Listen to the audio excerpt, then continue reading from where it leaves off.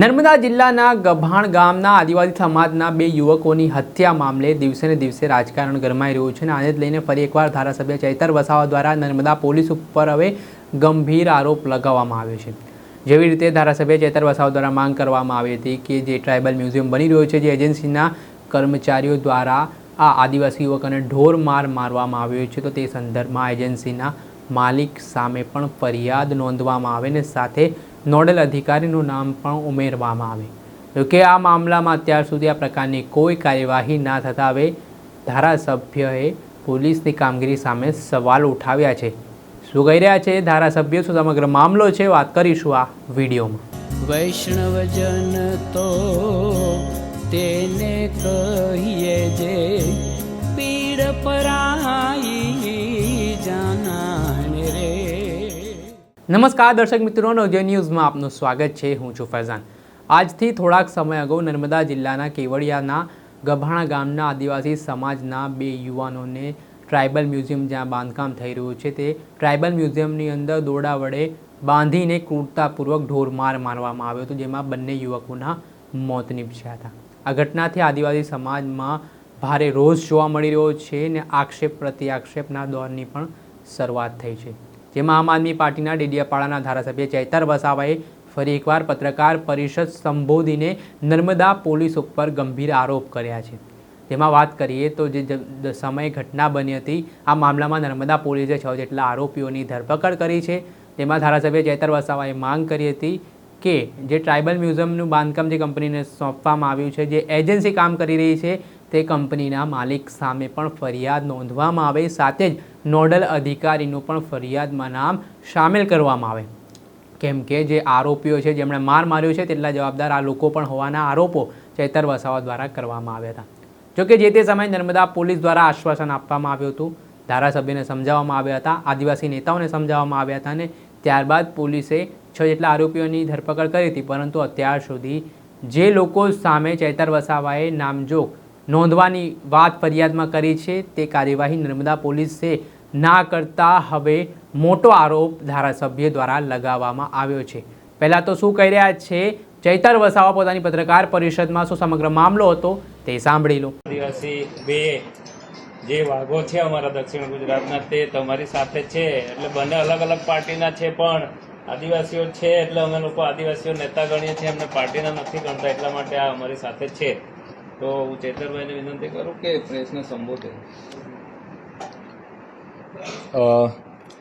ગુજરાતમાં અને દેશમાં આદિવાસી સમુદાય ખૂબ મોટો સમુદાય છે અને ગુજરાતમાં પણ 15% જેટલા આદિવાસીઓ વસે છે, છતાંય અનેક પ્રશ્નો ઉપસ્થિત થાય છે। તેમાંથી તમે બધા જાણો છો, હમણાં થોડા દિવસ પહેલાં એટલે કે 6 તારીખે સાંજે જે કેવડિયા ખાતે ટ્રાઇબલ મ્યુઝિયમ છે જેનું ખાતમુહૂર્ત દેશના વડાપ્રધાન શ્રી નરેન્દ્રભાઈ મોદીજીએ 31 ઓક્ટોબર 2018ના રોજ કર્યું હતું અને એ પ્રોજેક્ટ 257 કરોડના ખર્ચા બાદ પણ આજે ચાલુ હતો અને એ જ ગામના બે યુવાનો સાંજે જમ્યા બાદ ત્યાં ફરવા માટે જાય છે અને કાયમની જેમ જ ત્યાં બેસે છે, ત્યારે એ જ પ્રોજેક્ટના કન્સ્ટ્રક્શન જે સત્યમ કન્સ્ટ્રક્શન અમદાવાદની એજન્સી હતી, એજન્સીના માણસો એમને ત્યાંથી પકડે છે, કપડાં ઉતારાવે છે અને એમને થાંભલા જોડે પિલ્લરો જોડે બાંધીને એટલી બેરહમીથી મારે છે કે લગભગ 3-3.5 કલાકનો માર ખાધા બાદ જયેશભાઈ સનાભાઈ તડવી ત્યાંને ત્યાં બેહોશ થઈ જાય છે। એમને સવારે 4 વાગ્યાના અરસામાં એ લોકો દવાખાને લઈ જાય છે, ત્યાં ડૉક્ટર 4 થી 5ના ગાળામાં એમને મૃત જાહેર કરે છે। બાદમાં ડૉક્ટર પોલીસને વર્દી લખાવે છે અને પોલીસ ત્યાં સ્થળ પર પહોંચે છે ત્યારે બીજા એક ભાઈને, જેમનું નામ સંજય ગજેન્દ્ર તડવી હતું, એને પણ ત્યાં બાંધી રાખવામાં આવે છે। એને છોડાવીને તાત્કાલિક ગરુડેશ્વર દવાખાને પહોંચાડવામાં આવે છે। ત્યાંથી ડૉક્ટર સાહેબ એમને રિફર કરે છે, રાજપીપળા સારવાર હોસ્પિટલમાં પહોંચે છે। ત્યારે બીજા દિવસે સવારે અમારા જેવા આગેવાનો પર ફોન આવે છે, 9 વાગે, અમે ત્યાં 1.5 કલાકની અંદર પહોંચીએ છીએ 10:30 વાગે।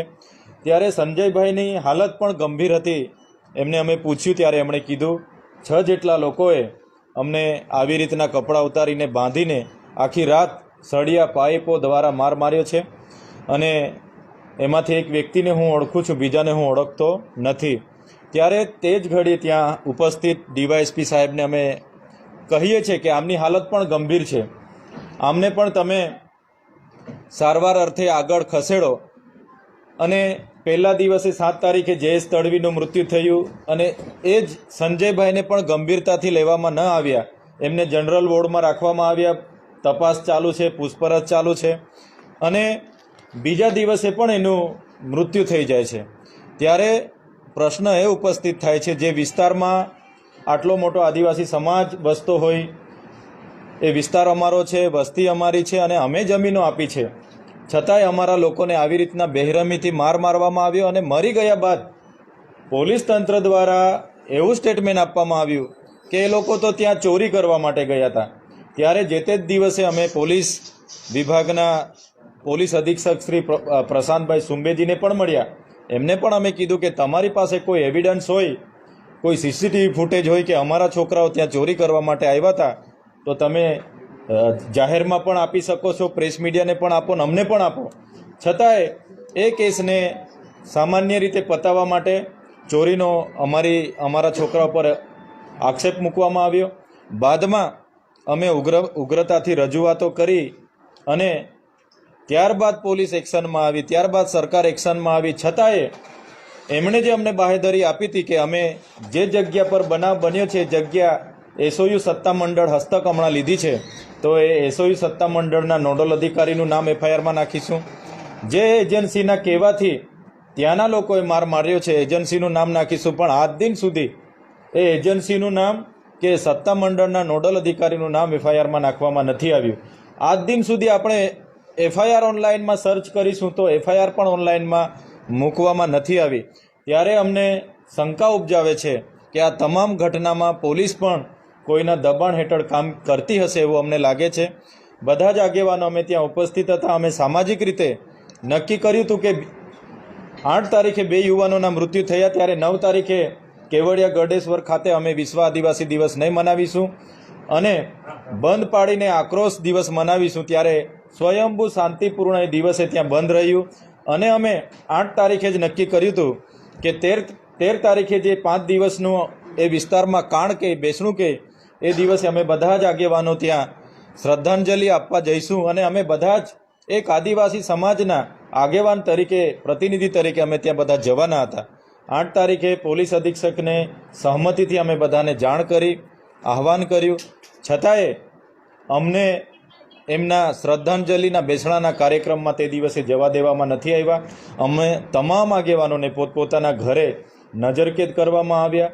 ત્યારે સંવિધાનિક જે અમને અધિકારો મળ્યા છે, અમે એક મેસેજ આપવા માગતા હતા કે જ્યારે પણ આદિવાસી સમાજ સાથે આવા અત્યાચારો, અન્યાયો થશે ત્યારે અમે એક સંપ થઈને પક્ષ, પાર્ટી, સંગઠનો કે સંપ્રદાયોથી ઉપર આવીને એકતા બતાવીશું એ મેસેજ આપવા માગતા હતા. છતાંય અમને કેવડિયા પહોંચવા દેવામાં નથી આવ્યા. હાલ ધારાસભ્ય દ્વારા જે રીતે ગંભીર આરોપ કરવામાં આવ્યા છે ને એજન્સી અને નોડલ અધિકારીનું નામ ન ફરિયાદમાં નોંધવા માટે તેમણે પોલીસ દબાણવશ થઈને કામગીરી કરતી હોવાના પણ આરોપ લગાવ્યા છે ને પોલીસ આ મામલાને દબાવવા માંગે છે તે પ્રકારની વાત પણ તેમના દ્વારા કહેવામાં આવી રહી છે. તેમજ જે 13 ઓગસ્ટે કેવડિયા જવાનો કોલ આપવામાં આવ્યો હતો તે સમયે પણ આદિવાસી સમાજના નેતાઓને શ્રદ્ધાંજલિ કાર્યક્રમમાં ન જવા દેવા માટે પોલીસે જે અટકાયતનો દોર ચલાવ્યો હતો, જે નજરકેદ કર્યા હતા, તેના કારણે પણ હવે આદિવાસી નેતાઓમાં ભારે રોષ જોવા મળી રહ્યો છે ને આ રોષને લઈને હવે આગામી સમયમાં રણનીતિ ઘડવામાં આવી રહી છે, જેમાં સંજય તડવી અને જયેશ તડવીને કેવી રીતે ન્યાય મળે અને જે સાચા આરોપીઓ હજી પણ આ ઘટનામાં સંડોવાયેલા છે તેમની ધરપકડ થાય તે માટે હવે આદિવાસી નેતાઓ મેદાને જોવા મળી રહ્યા છે. આમાં વાંસદાના કોંગ્રેસના ધારાસભ્ય અનંત પટેલ પણ હતા. તેમણે પણ આ મામલે સમર્થન આપવાની વાત કરી છે ને આગામી સમયમાં જે ઘટનાક્રમ બન્યો છે તેમાં મૃતક પરિવારોને ન્યાય મળે તે પ્રકારની વાત પણ હાલ કહેવામાં આવી રહી છે. દર્શક મિત્રો, અત્યાર સુધીમાં બસ આટલું. આવા નવા વિડીયો સાથે આપણે માહિતગાર કરતા રહીશું. એટલે નવજીવન ન્યૂઝની ચેનલને આપ લાઇક કરી લો, સબસ્ક્રાઇબ કરી લો અને શેર કરવાનું ભૂલતા નહીં. નમસ્કાર. વૈષ્ણવજન તો તેને કહીએ જે પીડ પરાઈ.